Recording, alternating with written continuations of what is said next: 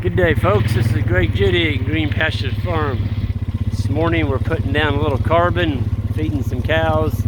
This is some stockpile that we grazed off, and we're buying a little time because we got this hay down here that we got to get rid of before we leave this farm. So what we're doing is this morning we didn't move them on the stockpile. We just came out here and we're doing this.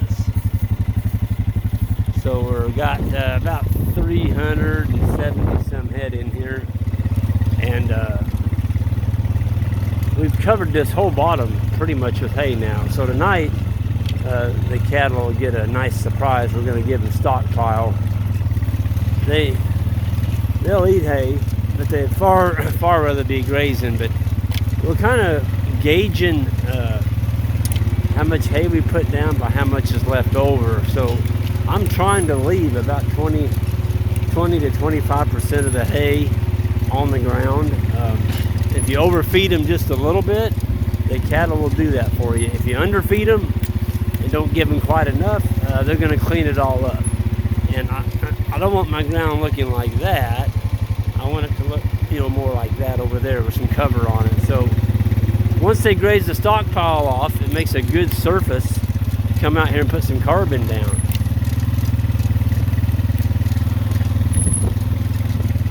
One thing that we do, we'll unroll it, and then Isaac and Ben are already back there with the pitchforks, and I'm on the, as soon as I get this off, I join them, and we spread that hay out, these windrows. And by doing that, we're affecting not just a 5-foot wide area. If you throw it on each side, you're affecting about 20 feet, with one bale by spreading it out.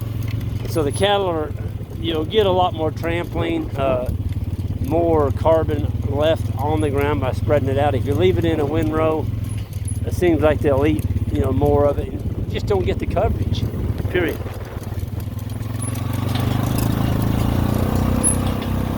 I love this unroller. We're down here clear at the back of the farm. I'm going to stop right there. I want to show you all something. We're clear at the back of the farm, and Isaac and Ben and I come back here every day.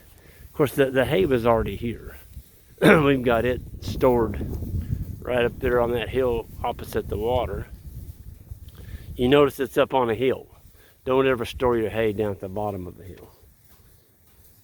Because if it would go to raining, then you got to get it up out of that draw. You don't want to do that. Always think about gravity. But I'm going to show you what we've done this morning. This is our, because we didn't move the cows this morning, and they had this picked over pretty well, we gave them 4 bales this morning. Tonight, they'll get stockpile. Look at this. So they're going to have, well, it's 8 o'clock in the morning. We'll move them tonight at 4. So, yeah, that's 8 hours that they get to kind of walk through here, pick on it. And, of course, they do some of this on it. They do a lot of that on it, pooping. They pee on it, they stomp on it. And so we're just getting a ton of carbon. Now, see, if we'd have just unrolled that and hadn't spread it out, it wouldn't look like this. So just for, you might say, the boy's already almost caught up to me. In about 10 minutes, you can spread a lot of carbon and let the cows do some work for you, which I think is phenomenal. I love what we're seeing here. This whole farm has had this treatment done to it. It's going to be spectacular. That's all I can say. It's going to be spectacular. And the wind's starting to kick up now, so my video might have a little bit of noise on. I'm going to open my coat. And I do have to apologize. Sometimes our videos have some sound on them, and people say, well, you can put a piece of foam on. Well, I don't have a Go mic with me this morning. I do have one at the house, but when I go do chores, that's probably the furthest thing from my mind is a Go mic. A microphone. I'm not, we're just trying to get out here in the elements and show you real life what's happening. So if you got a little wind in the background, that's what you get. But if that wind had died, I'm going to walk out here and show you where we were about 3 days ago. Hey, Ben, y'all go ahead and spread that. Yep. So this is 3 days. This is 3 days ago. I mean, look at this. You can't hardly walk out here without seeing a manure pat every 5 feet. Now, people that lock them up in a barn, feed them in that barn all winter long, and keep all, everything there. I guess there's the advantage to that too, in the fact that you've got them in a barn. But animals don't belong in barns. That's where you get sickness from. Animals belong out on the land. And I don't know, we haven't had any health issues, not a single one. I wish I had some wood I could knock on. Here I am making a comment. Tomorrow we'll have one sick, but we haven't had anything all winter long get sick, nothing. And to me, that's a testament of letting the animals live and thrive in the environment into which they were born. Animals naturally weren't born in barns.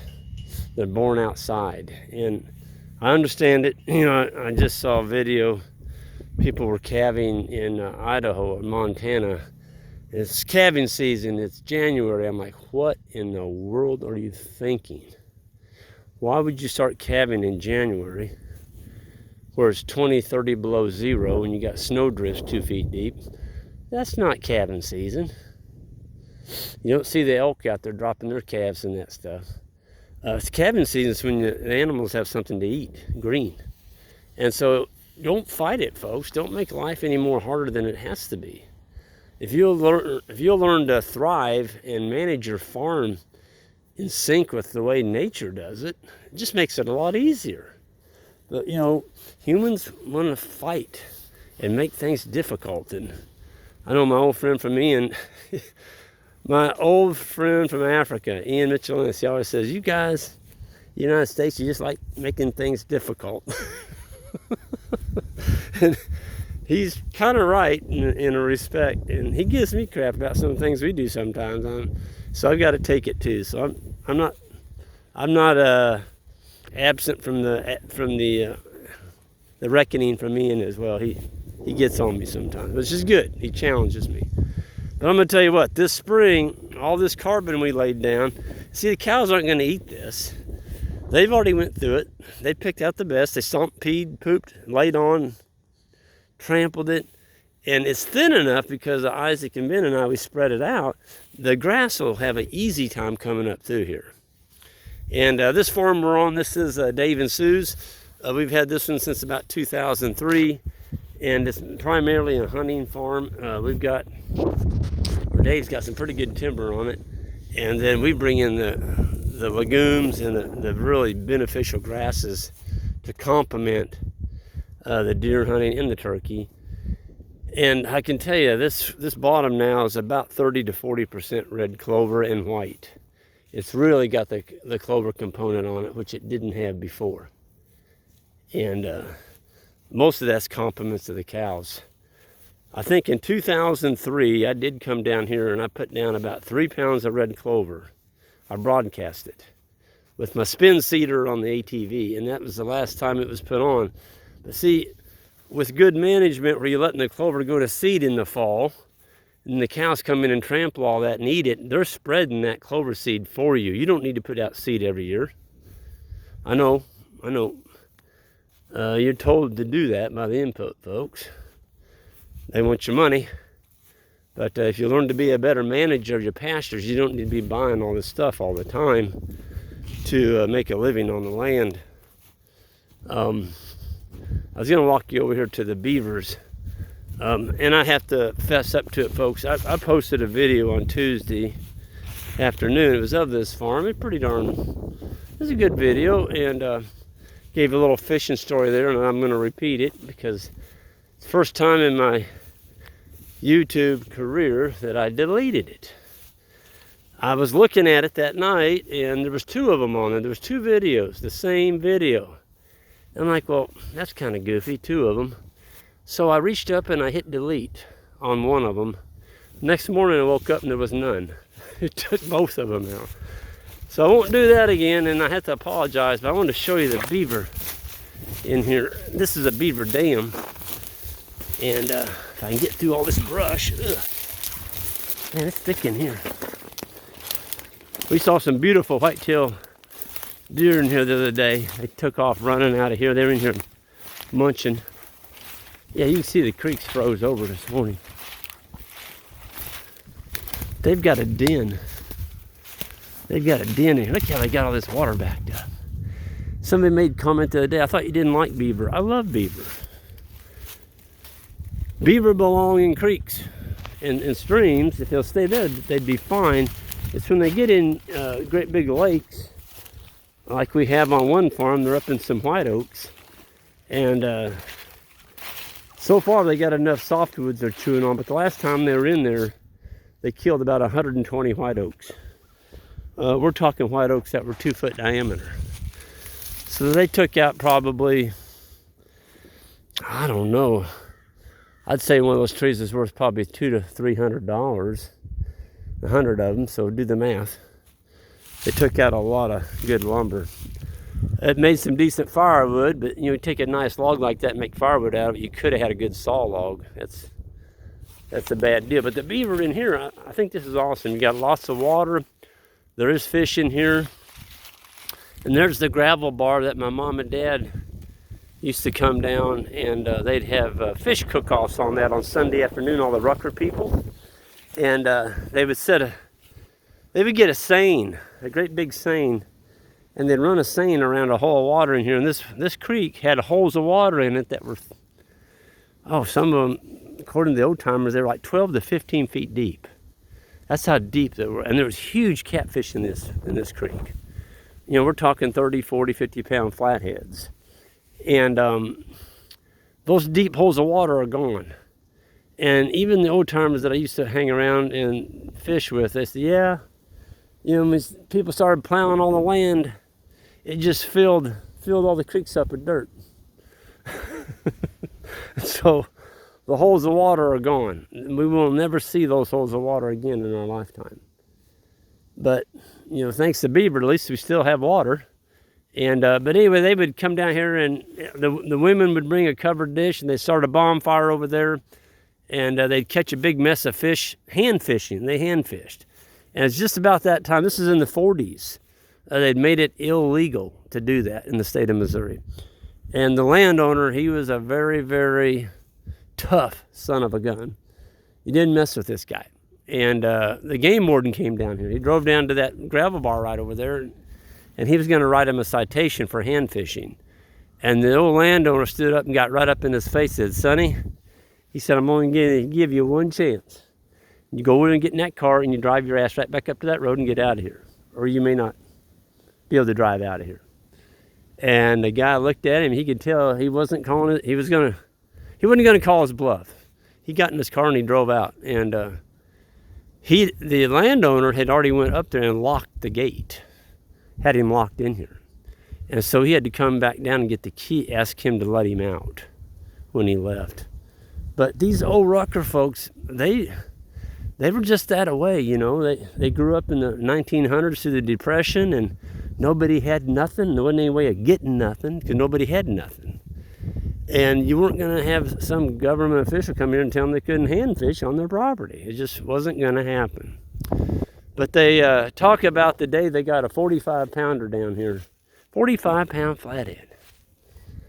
It's just crazy. My mom and dad moved in this area in the 40s and lived right up at Rucker. There's a little town up here at Rucker, and there was every 40 acres around this whole area had a family living on it, and they made a living on 40 acres. Isn't that amazing?